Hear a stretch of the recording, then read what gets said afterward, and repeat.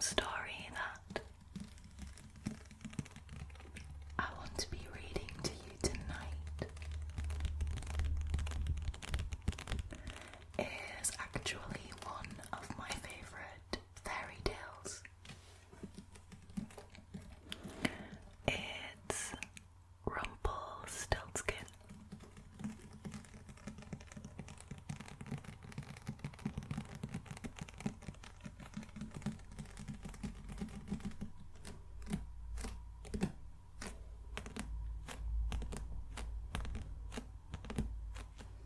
So let's begin.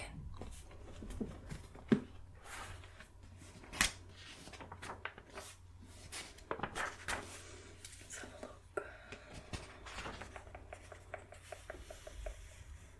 Rumpelstiltskin. 264.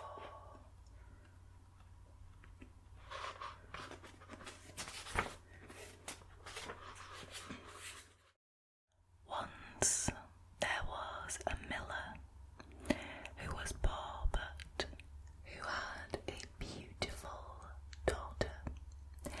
Now it happened that he had to go and speak to the king, and in order to make himself appear more important, he said to him, "I have a daughter who can spin straw into gold."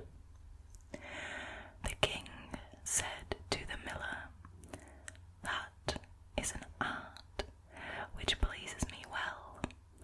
If your daughter is as clever as you say, bring her tomorrow to my palace, and I will put her to the test." And when the girl was brought to him, he took her into a room which was quite full of straw, gave her a spinning wheel and a reel, and said, "Now set to work, and if by tomorrow morning early you have not spun this straw into gold during the night, you must die." Thereupon he himself locked up the room and left her in it alone. So there sat the poor miller's daughter, and for the life of her could not tell what to do. She obviously had no idea how straw could be spun into gold, and she grew more and more frightened until at last she began to weep. But all at once the door opened, and in came a little man, and he said, "Good evening, Mistress Miller. Why are you crying so?" "Alas," answered the girl, "I have to spin straw into gold, and I do not know how to do it." "What will you give me," said the little man, "if I do it for you?" "My necklace," said the girl. The little man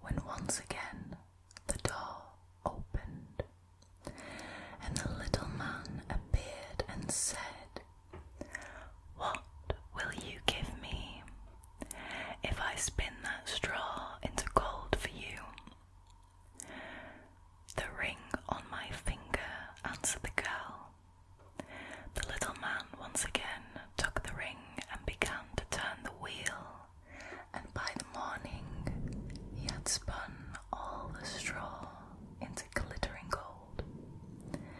The king rejoiced beyond measure at the sight, but still he had not gold enough, and he had the miller's daughter taken into a still larger room full of straw and said, "You must spin this too in the course of this night, but if you succeed, you shall be my wife." Even if she be a miller's daughter, thought he, I could not find a richer wife in the whole world. When the girl was alone, the little man came again for the third time, and he said, "What will you give me if I spin the straw for you this time also?" "I have nothing left that I could give," answered the girl. "Then promise me, if you should become queen, to give me your firstborn child." "Who knows whether that will ever happen?" thought the miller's daughter, and not knowing how else to help herself in this strait, she promised the little man what he wanted, and for that he once more spun the straw into gold. And when the king came in the morning and found all as he had wished, he took her in marriage, and the pretty miller's daughter became a queen. A year after, she brought a beautiful child into the world, and she never gave a thought to the little man. But suddenly he came into the room and said, "Now give me what you promised." The queen was horror-struck and offered the little man all the riches of the kingdom if he would just leave her child alone. But the little man said, "No, something alive is dearer to me than all the treasures in the kingdom." Then the queen began to lament and cry, so that the little man pitied her. "I will give you 3 days' time," said he. "If by that time you find out my name, then you shall keep your child." So the queen thought the whole night of all the names that she had ever heard, and she sent a messenger over the country to inquire far and wide for any other names that there might be. When the little man came the next day, she began with Caspar, Melchior, Balthazar, and said all the names she knew, one after the other. But to every single one, the little man said, "That's not my name." On the second day, she had inquiries made in the neighborhood as to the names of the people there, and she repeated to the little man the most uncommon and curious names. "Perhaps your name is Short Ribs, or Sheepshanks, or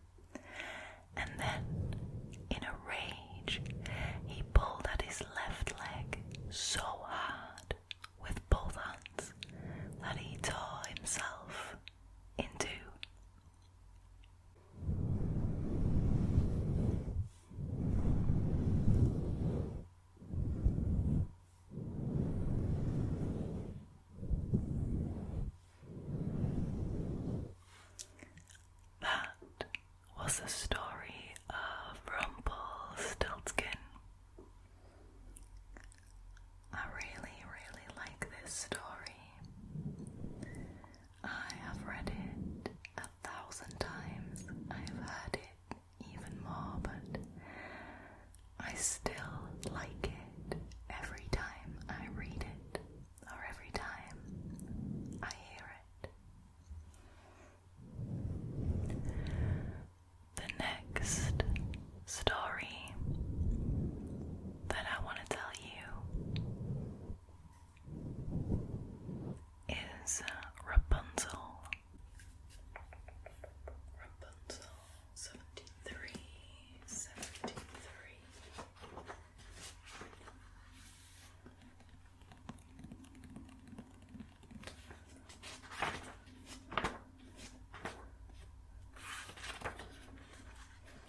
This is the story of Rapunzel.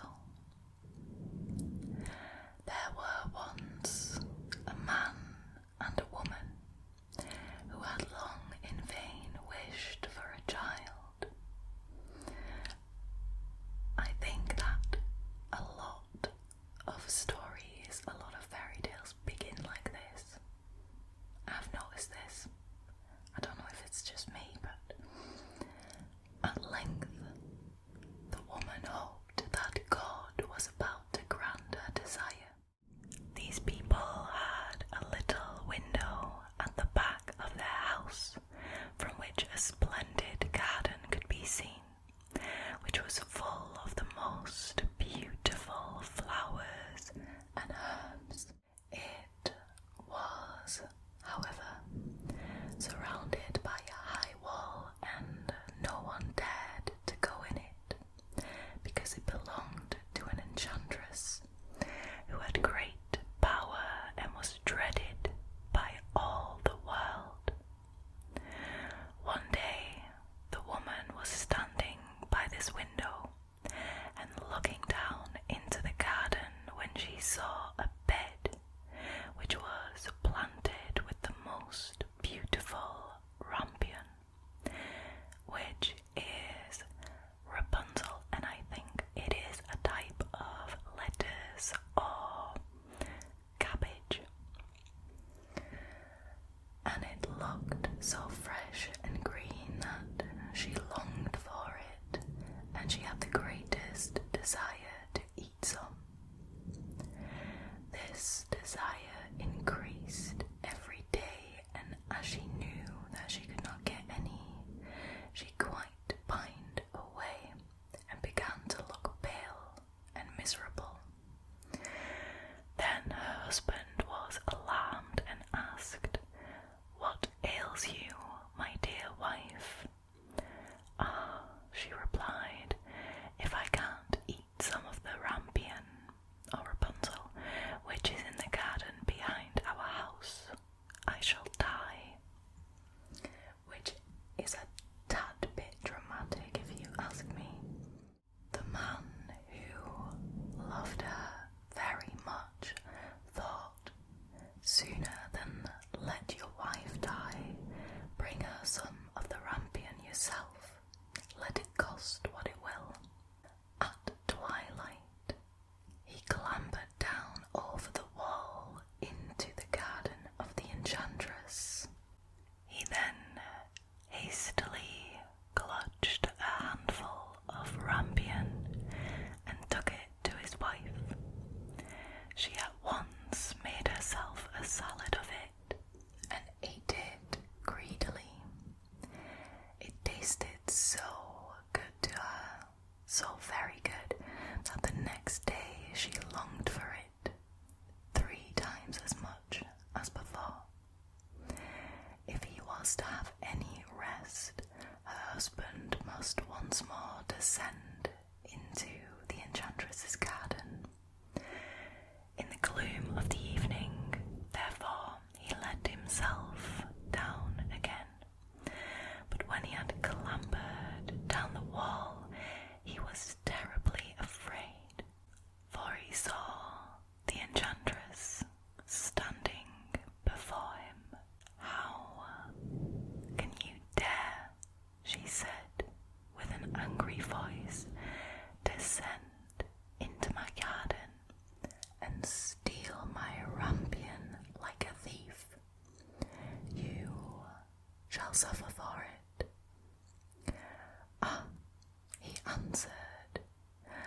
mercy take the place of justice. I only made up my mind to do it out of necessity.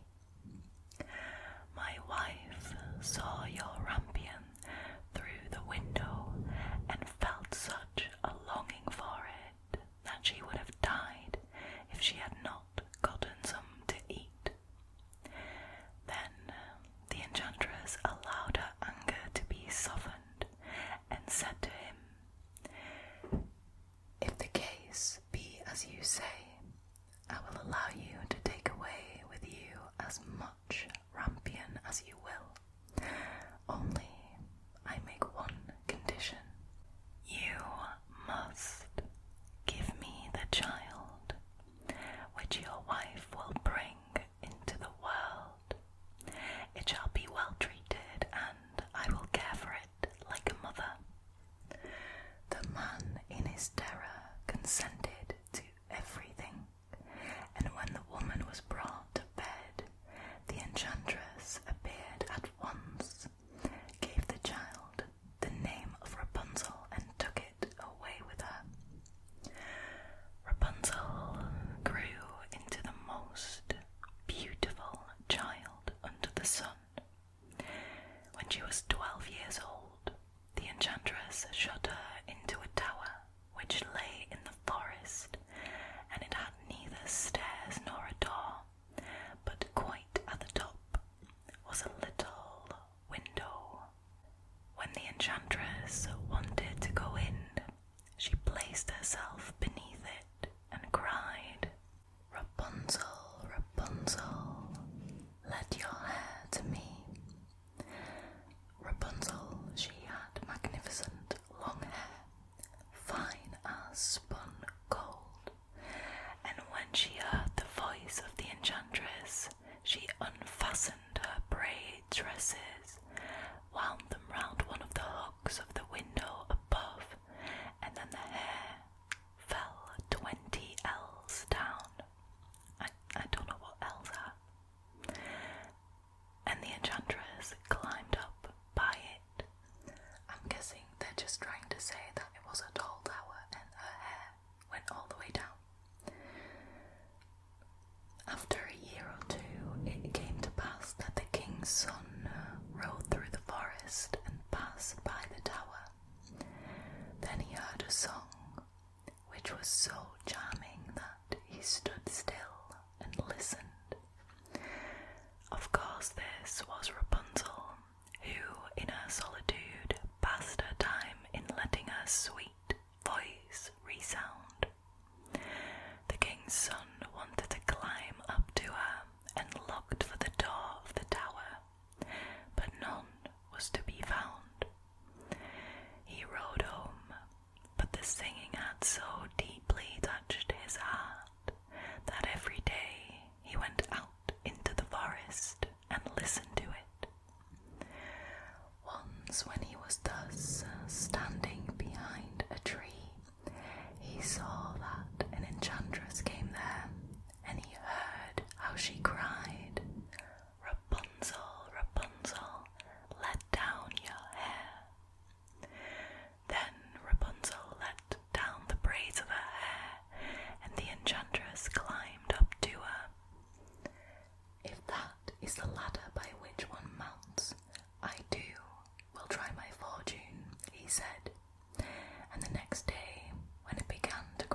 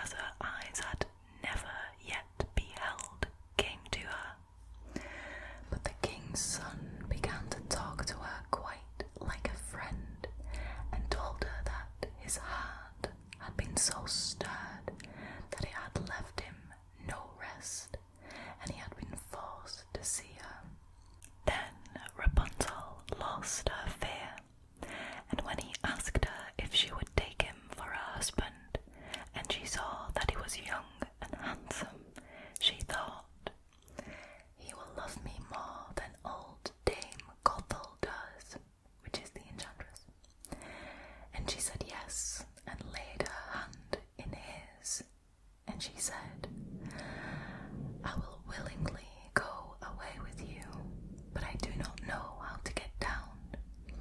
Bring with you a skein of silk every time that you come, and I will weave a ladder with it, and when that is ready I will descend, and you will take me on your horse."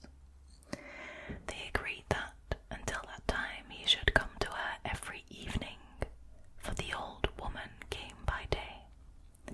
The enchantress remarked nothing of this, until once Rapunzel said to her, "Tell me, Dame Gothel, how it happens that you are so much heavier for me to draw up than the young king's son."